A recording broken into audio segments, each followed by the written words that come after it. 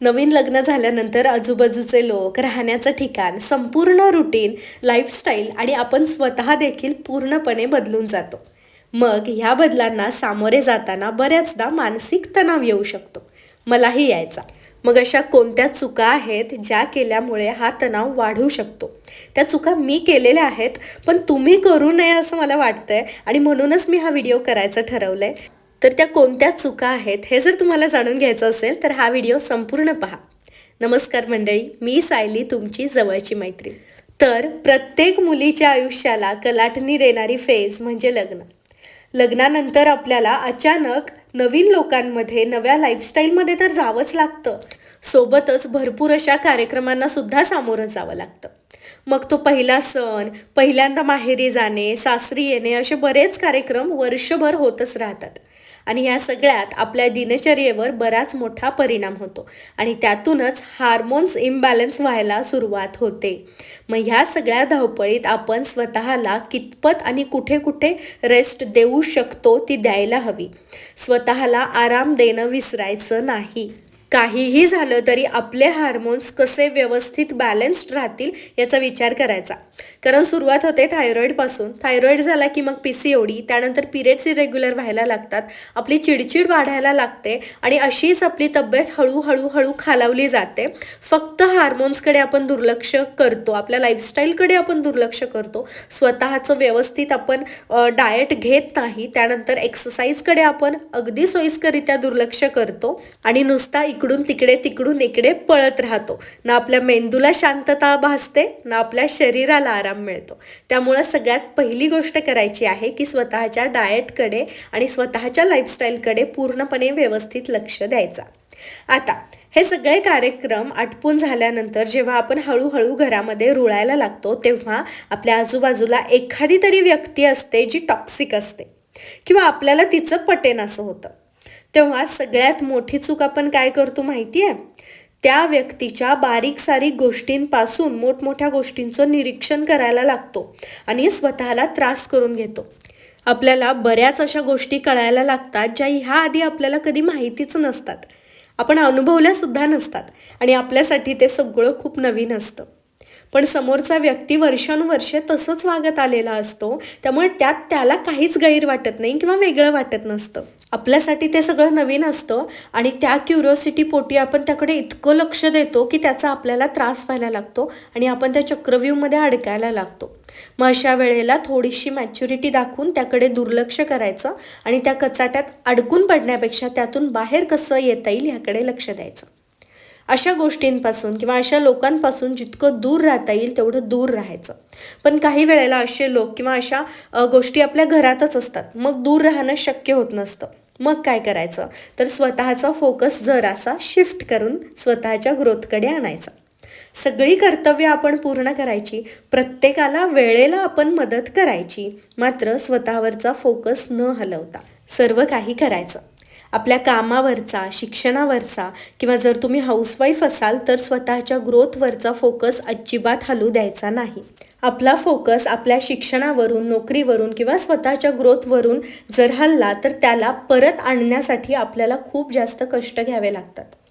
कोणाची चूक आहे, कोण बरोबर आहे, कोण कोणावर किती प्रेम करतंय, कोणाला कोणाशी किती अटॅचमेंट आहे, मग ती इमोशनल अटॅचमेंट आहे का फक्त आर्थिक गोष्टींसाठी हे लोक एकमेकांवरती अवलंबून आहेत, ह्या सगळ्या फंद्यात पडायचंच नाही.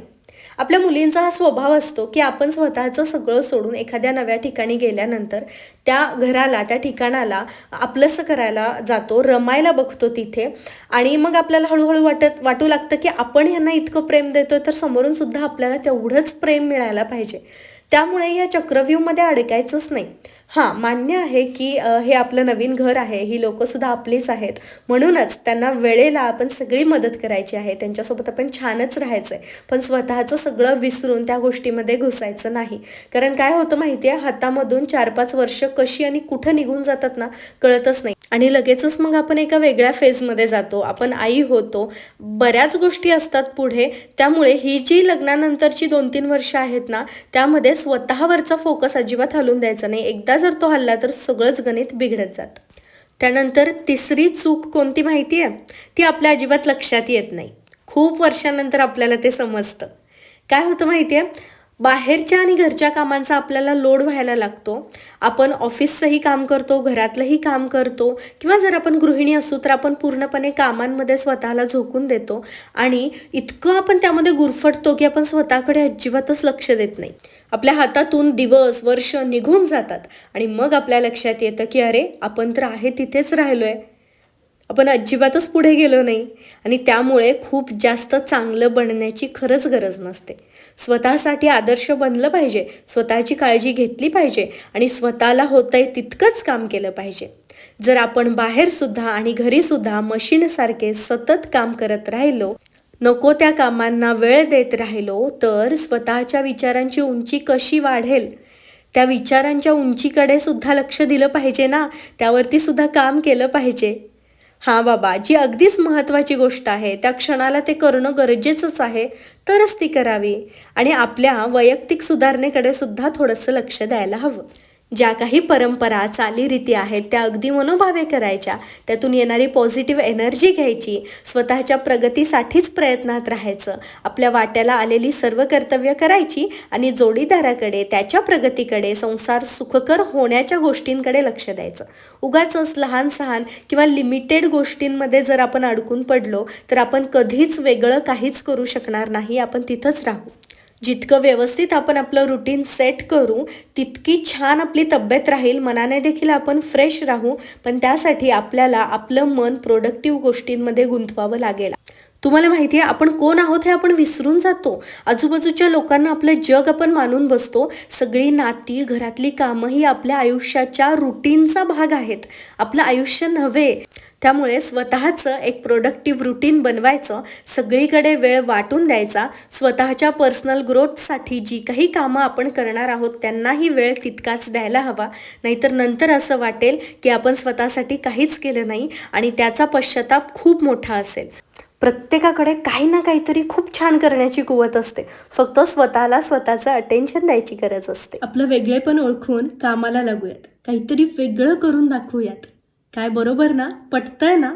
मग चला लवकर कामाला लागा. तुम्हाला जे आवडतंय ते काय आहे त्याचा शोध घ्या, कारण कधी कधी आपल्यालाच माहीत नसतं की आपल्याला काय आवडतंय आणि आपण काय चांगल्या पद्धतीने करू शकतो. त्यामुळे तुमची कुवत ओळखा, तुम्हाला जे आवडतंय त्या गोष्टीकडे लक्ष द्या आणि काहीतरी वेगळं करून दाखवा. इथंपर्यंत व्हिडिओ पाहिल्याबद्दल खूप खूप धन्यवाद. लवकरच अशाच एका नवीन छान विषयासोबत भेटूयात. तोपर्यंत स्वतःची काळजी घ्या आणि तुम्हाला काय आवडतंय हे शोधून काढा. बाय.